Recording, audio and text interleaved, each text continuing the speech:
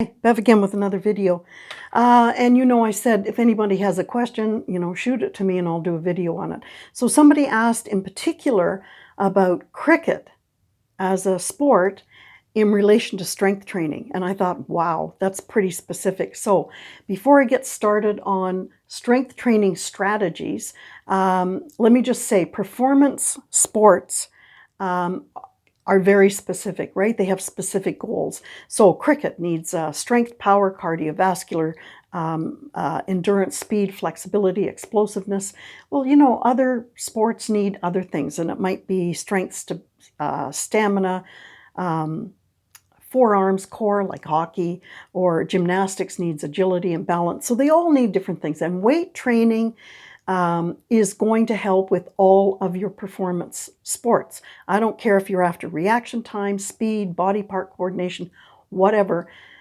Weight training, strength training is going to help you with that, okay? So I'm going to give you 8 kind of general rules that apply to all weightlifting exercises and all weightlifting routines, right? If you want to build your strength.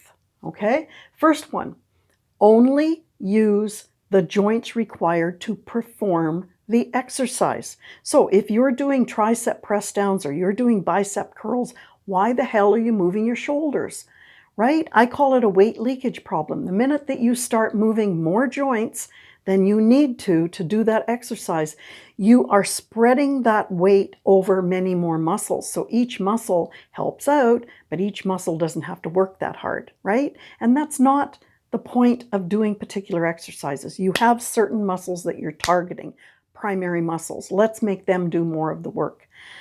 Secondly, tempo. Your repetition tempo is very important. And there are, I'll just take the curl, there are concentric or contraction parts, and then there are eccentric or lengthening parts of the exercise for the muscle. So what you want to do is, your tempo is, whether you're after power or strength or endurance, your tempo is very important. So for example, if I'm after strength in a curl, I might count to 3 on the way up and then only 1 at the top, because that's an easy part at the top, right? I could have the weights up there forever. So I'm not going to stay up there for very long. I'm going to come down, but much more slowly. I'm going to come down for 4 seconds. And then at the bottom, I'm going to wait 1. Why? Because I don't want to employ any cheating methods like, momentum or anything like that, another weight leakage problem. So the tempo for my curl is 3, 1, 4, 1. That's called a tempo. Up, stop, down, stop. Now, depending on the exercise, if I'm doing a barbell bench press, when I push that up, it's a contraction.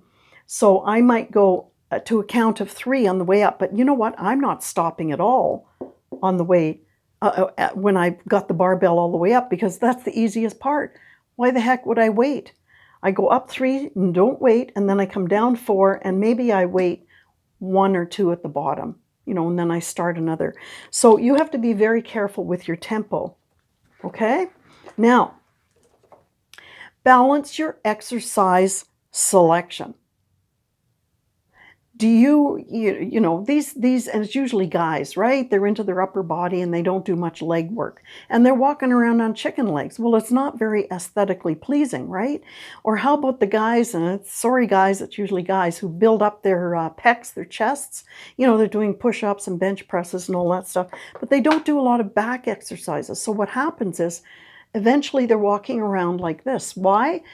And they think, oh, I've got to work my chest more. It's not sticking out. Well, the problem is the chest is so strong and the back is so weak, right?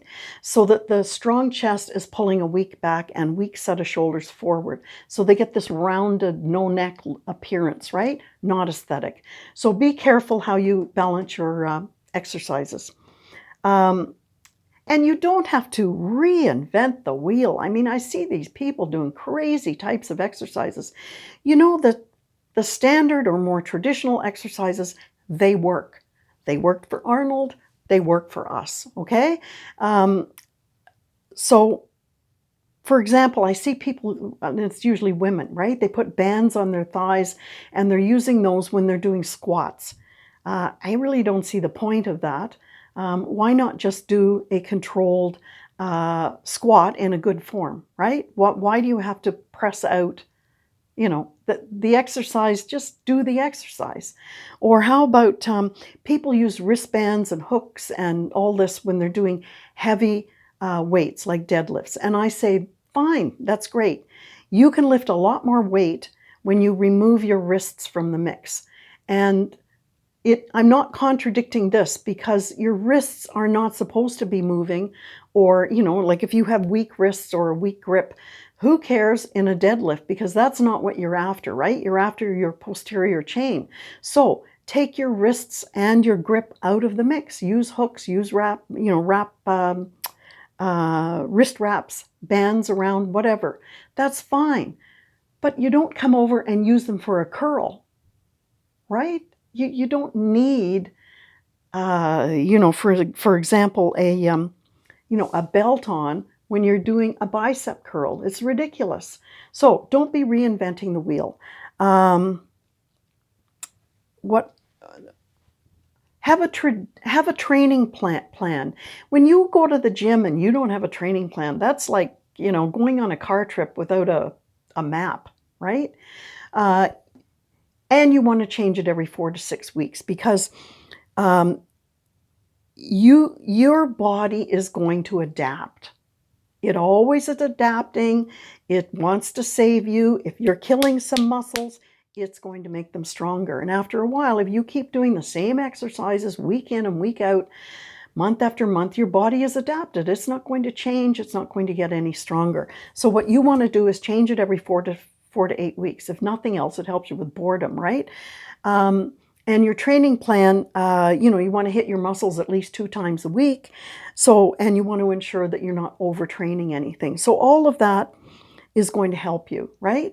Now, increase your weights gradually. I see people that go, they really want to lift heavy weights, but they throw their form out the window. So don't think that you're going to gain strength when you have shitty form and heavy weight. No, you have to come up very gradually in your weights. You have to let your body catch up to you, and it will make your muscles stronger.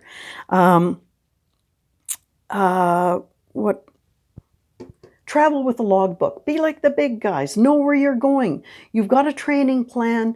You don't have to think when you're in the gym. You just go from the next exercise to the next. And you write down how many sets and what weight you did and whatever. And then over time, if you are increasing your weights, you're going to be increasing your strength, right? But I want to mention this muscle-mind connection. It's a very important concept, and it has to be, for you to really gain real strength, you have to train yourself neurologically, and that's the brain to muscle connection. You have to concentrate on what muscles are contracting. You have to think about them. You want to train neurologically, because what happens is you will increase the coordination and the synchronization of the muscles that you're using in that exercise. And that comes back to this performance sports, right? You want body part coordination, right? Whether you're basketball or whatever you're playing. This is a whole other topic, this neurological training. I mean, people ask, why are some people not, they don't have big muscles, but they're stronger than some people with big muscles? And it's because sometimes people don't train properly, right? They haven't gradually increased their weight. They don't train for power and explosiveness or whatever. And what happens is, inside your muscles, you've got fluid around the microfibers, and the microfibers are what help contract and lengthen the muscle, right? So one of them kind of fits over the other one. And if you're only training the fluids and proteins around those microfibers, you will get a good cross section of muscle, right? You're going to look really big. But the person who trains those microfibers in terms of size and number, and those are protein filaments, by the way. When you train those, you get a lot stronger. You develop better neural pathways. So you develop true strength as opposed to just muscle size.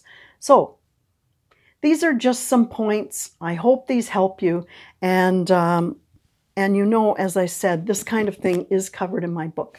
Okay, so I'll see you in the next video. Bye for now.